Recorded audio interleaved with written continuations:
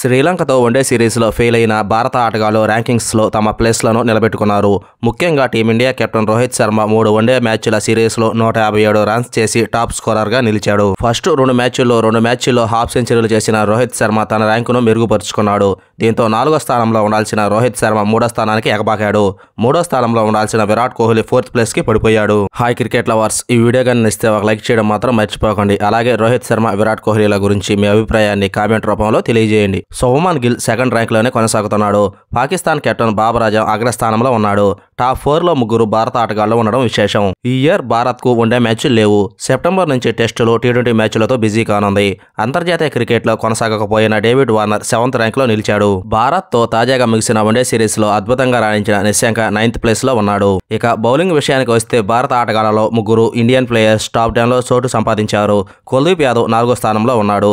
Mohammed Siraj 5, Bumrah 8th ప్లేస్లో నిలిచారు. South Africa spinner Keshav Maharaj టాప్లో ఉన్నాడు.